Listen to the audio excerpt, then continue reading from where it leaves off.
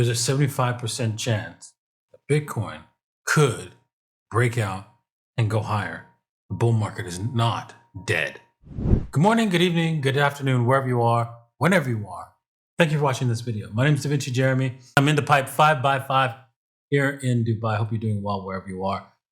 Man, there could be a 75% chance, according to Lesley Asani, that Bitcoin could be not in a bear market, that it's just going to rally higher. And you should definitely check out his channel and check out what he's talking about because it's interesting. There's no doubt. Let's talk about that in today's episode and what it all means. And I'm gonna break it down for you. So let's start with the first chart, right? This one right here. Bitcoin did a death cross. Now, if you go over to, I'm not going to show you what all the different death cross, but if you saw all the death cross on Bitcoin, there's 75% of the time, whenever it occurred, prices start to rally, right? So effectively, we should see Bitcoin at least come back up to the 50 period moving average on a daily, if this death cross is not an actual bear market indication. And there's a good chance that could happen because everybody's super bearish. Market sentiment is clear that, it's over, walk away, Bitcoin's going to $1,000, nonsense like that. So we have to say, okay, well, that indication, that super bearishness might mean that the opposite is about to occur. But with that said, you saw today that Bitcoin is down heavily. It's down big time. And we could see that we are retesting lows, which is what I expected. But I expected us to retest the lows only after coming back a lot higher. Now that we've done it on a lower level, the question is, will the buyers come in and hold the market up and pump this back up? That's the next question. Now, it's interesting what we're seeing in the price, right? Because big names, big institutional players are buying Bitcoin like crazy.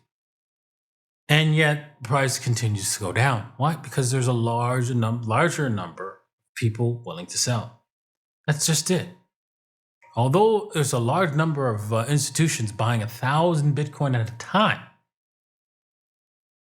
those institutions are just buying the liquidity because there's more sellers, which is what they need since they want to buy, than there are buyers.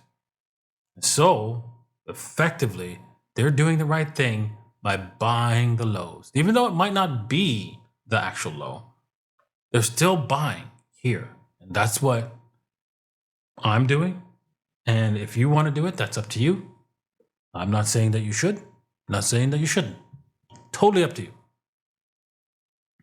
But I've said it before, right? I've begged people before, right? So if you don't want to do that, that's fine. It's clear that Bitcoin is the asset that people should use. And if you're not clear on that, well, I have a webinar to help clarify that for you. And if you're interested in learning about what's going on and how to basically ensure that you don't make the mistakes so many people have done. I've met so many people who come to me and say, hey, Davinci, and listen, I'm about to invest in your project and you told me that you're going to make me a lot of money. I'm like, what? No, I didn't. No, I didn't. Where'd you hear that? Right? And it was a fake person pretending to be me. Right? Don't fall for those traps. All those things and so much more is available in this webinar to educate you, to get you ready for what's about to happen. Because with AI coming on the scene, you already have the sense of what's going to happen. And if you don't, come down to the webinar and find out, because we'll talk about that as well. I've made it TSATs. If you're interested in holding some TSATs, I have a lot of TSATs. It's totally up to you. And this is basically Bitcoin on Solana network, allowing you to purchase Bitcoin on Solana. You can buy right now 1,162 Satoshis, all for $1. For $1. When there's no transaction fees that wipe you out on Solana. That's the beauty of Solana. So basically, well, there is transaction fees, but they're very, very tiny. They're irrelevant. So that's the beauty of Solana, and that's why it's on there. All right, let's head on before we could continue with the death cross and what's going on there. Because I do have some things to talk about there. I want to talk about the trades that didn't quite pan out. Again, we moved our stops, and yes, we got stopped out just below here, and then everybody who got stopped. This was a stop loss right here for us people who bought this low here and then watched this ride up. Didn't quite take us to it did take us to, look at that. It took us right to our target. Boom. Damn. So if you walked away on the target, excellent work. That's it. If you didn't, if you were hoping for a little bit more, you still profited. This is still good. That's the whole point. As long as you're taking wins. Now, we got a little bit greedy, of course, and thought, okay, well, maybe we can let this thing ride all the way up to the up to a key level, but it didn't quite make it. And then boom, it failed. It is what it is. This is why you have stop losses. If you trade, right, for a living, right, you have to have stop losses. The thing about trading for a living is not about being right all the time. It's not. This is what the average Joe wants, and it's not about that. It's never about that. It's about taking from the market whenever you can, and just doing it on a consistent basis. There's going to be wins and there's going to be losses. You just want to have more wins than there are losses. And that's it. That's it. You take small bets. You don't act like a hero. You don't think you're going to make millions in the next bet. You just continue with your plan, and that's it. Okay. With that said, this is broken down. It's kind of strange how this is broken down, because if you take a look at the Fibonacci levels, right, which is I find kind of odd, but it is what it is. I mean, price is going to do whatever price wants to do, right? It just we can call it odd all we want, right? But usually when there's a reversal, we don't come only just to the what was it, the 23.6% level from this total downward movement. That's weird. That was just a small correctional move back after this this downward move all the way down. So interesting. But probably the real Fibonacci level that's probably why it was not quite odd, is right about here. No, this one right here. Because we had spent the most time there. And thus, let's see here.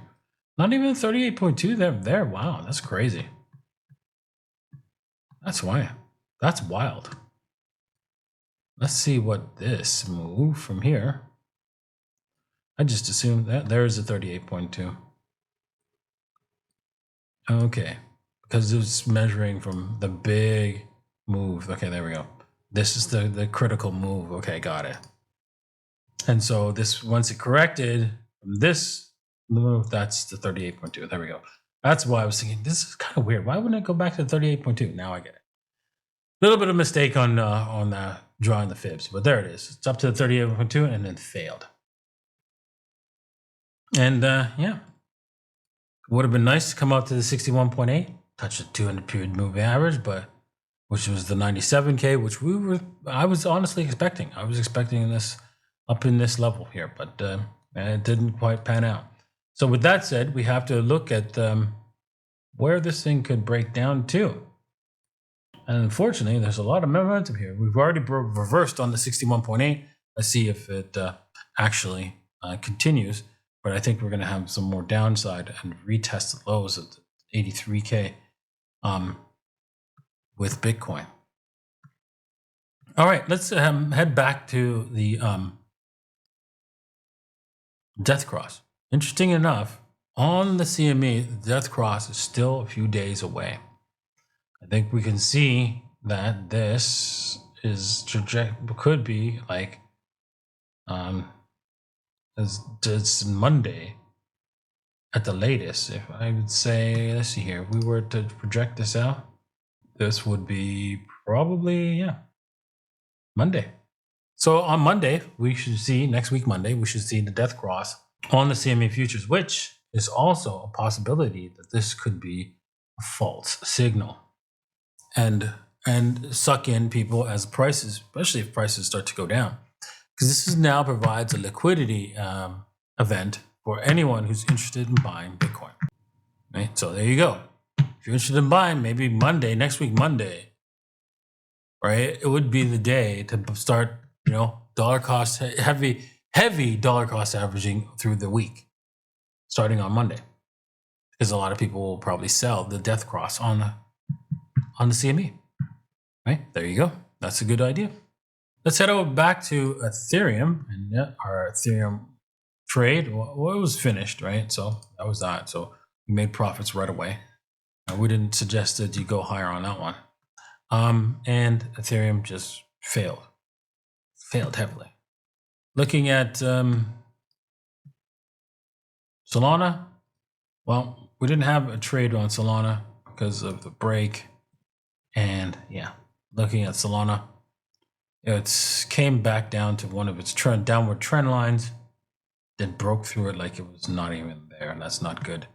But hitting its key level of 125. Oof, brutal situation for Solana, really. It's unbelievable how we're at 125 is the level that Solana has to hold, and we're back here again.